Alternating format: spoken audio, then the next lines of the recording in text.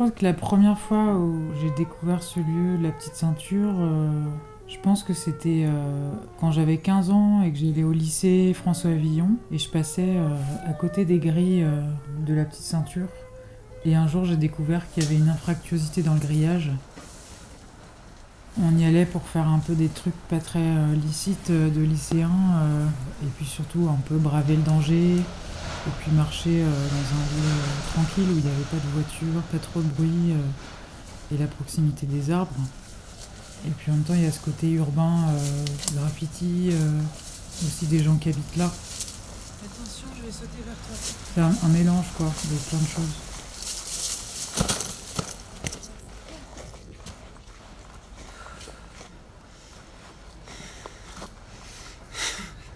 C'était fermé. Ils ont dû refermer là-haut.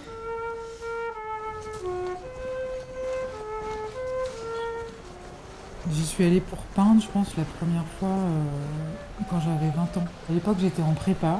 J'avais toujours l'impression que je travaillais pas assez. Le prof, il avait dit aux élèves, ceux qui estiment ne pas avoir assez travaillé, démissionner. J'ai dit, bah faites-moi travailler plus. Il m'a dit, bah tu vas me faire une peinture grand format urbaine en extérieur.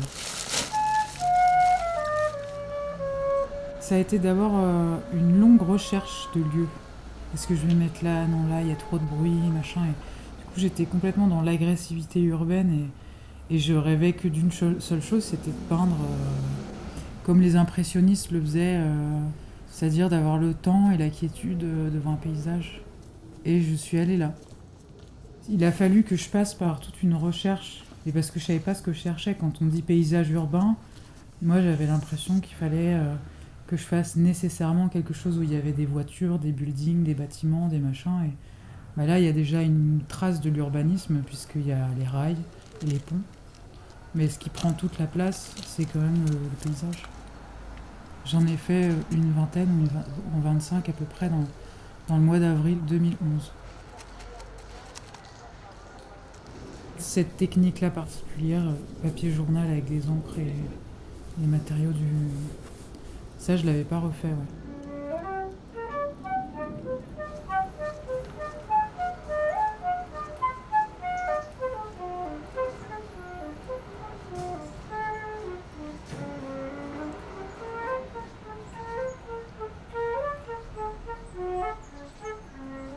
Il y a 6 mois, quand j'étais venue, c'était ouvert là-haut. Et j'étais arrivée par là-haut. Parce que je savais pas que c'était public maintenant. Et là, il y a plein de gens, les gens promènent leurs chiens. C'est autre chose, quoi.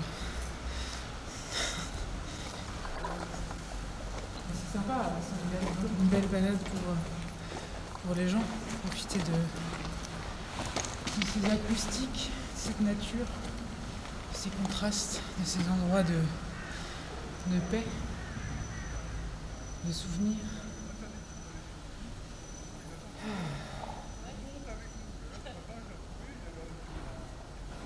L'envie d'y revenir, c'était en avril, là, cette année.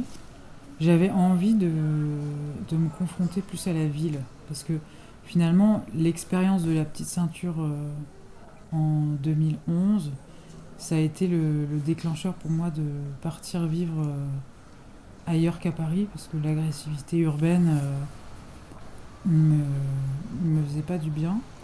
Et maintenant que j'ai vraiment pris plein de nature, de campagne et de plein de choses, j'ai envie de revenir un peu en ville.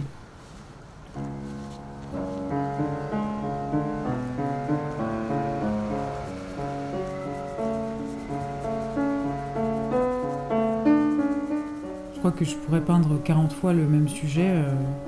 L'acte de peindre ne sera jamais tout à fait le même, le cadrage ne sera jamais tout à fait le même, le support varie et du coup je pourrais peindre même 2000 fois le même paysage qui sera jamais pareil. Surtout qu'en plus la façon que j'ai de travailler est très sauvage et aléatoire, quoi. Donc là en fait se contraindre au sujet de la petite ceinture, le papier journal et les encres, ça resserre ce qui peut se passer.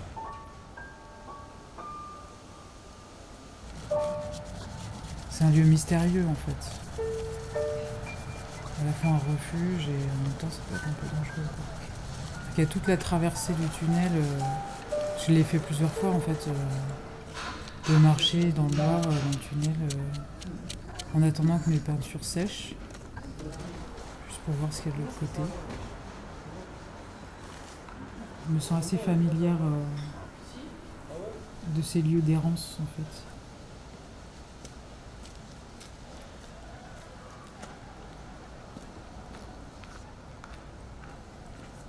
C'est comme s'il y avait eu 2 cycles de vie passés et que là je revenais un peu en arrière sur des moments où j'avais une grande audace, une grande liberté et une grande fragilité en même temps, mais il y avait beaucoup de colère dans mes peintures de l'époque.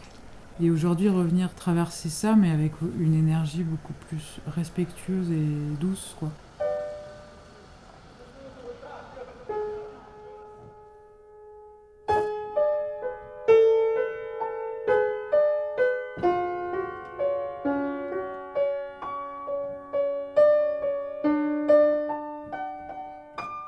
J'ai commencé à peindre quand j'avais 15 ans. En fait, c'était une période où j'étais très très mal dans ma tête, dans ma vie, dans mon corps. J'ai subi des violences quand j'étais enfant et ça a été très difficile pour moi de mettre des mots dessus. Il m'a fallu des années en fait pour réussir à détricoter tout ça. Et donc quand j'ai rencontré la peinture, ça a été un moyen d'exprimer ces violences-là et de les sublimer, quoi. Les violences sexuelles que j'ai subies, ça a commencé quand j'avais 8 ans. Et puis après, j'ai vécu plein de petits épisodes comme ça jusqu'à avoir, quand j'avais 12-13 ans, une relation très toxique, non désirée, qui a duré presque 1 an. Et ça a été vraiment extrêmement violent et traumatisant pour moi. C'est aussi la période de ma vie où j'ai commencé à boire beaucoup en cachette. Et donc je pense que quand la peinture est arrivée dans ma vie, c'est comme si je pouvais enfin être vivante. Je pouvais aussi exprimer toute cette colère ou toute cette souffrance sans qu'on la voie. C'est paradoxal.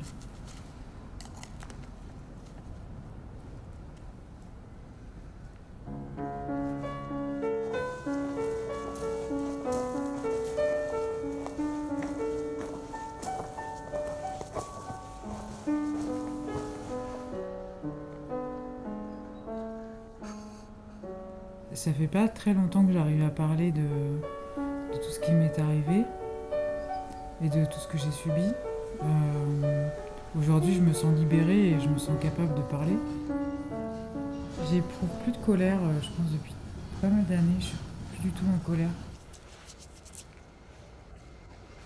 Peut-être que depuis que je suis à Opter et que je travaille beaucoup, que j'arrive à vendre mon travail et à vivre de mon art, j'ai acquis une plus grande aisance dans mes gestes et dans ce que je fais et dans ce que j'ai à faire avec la peinture et de ce que je veux ou je peux montrer. Peut-être qu'il y a plus de fluidité aussi, plus d'espace à l'intérieur de moi pour faire résonner ces questions-là. Après avoir quitté cette violence systématique et cette colère systématique, j'ai utilisé les mêmes gestes de la colère parce que j'aime bien les effets plastiques que ça va donner sur la toile. Cette façon de peindre là, c'est la mienne, quoi. C'est mes gestes.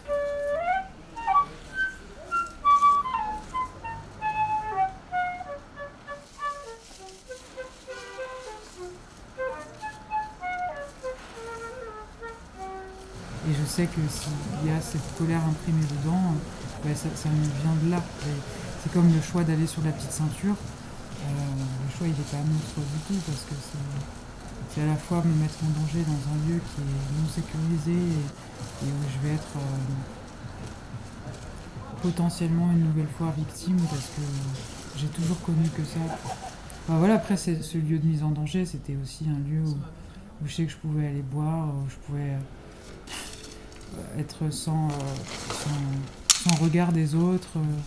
Et aujourd'hui, je sais qu'à force de l'avoir dit et redit et re-redit, du coup, ma parole, elle s'est beaucoup libérée. Et aujourd'hui, retourner là, je crois que je sais qu'à cet endroit-là, je suis tranquille. Je je peux aller exprimer ce que je veux. Il y a un champ libre, une zone libre. Je sais que si j'ai envie de crier ou si j'ai envie de tartiner de la peinture, il n'y a personne qui va me juger.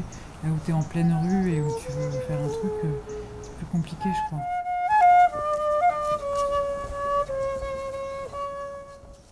Au final, quand on se dit ça y est, il y a la lumière au bout du tunnel, bah oui, oui, il y a de la lumière, mais après, il y a encore toujours une autre épreuve derrière, quoi.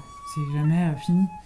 Je veux dire, c'est la vie après, hein, mais c'est ce truc que je pense un peu qui était désespérant pour moi à cette époque.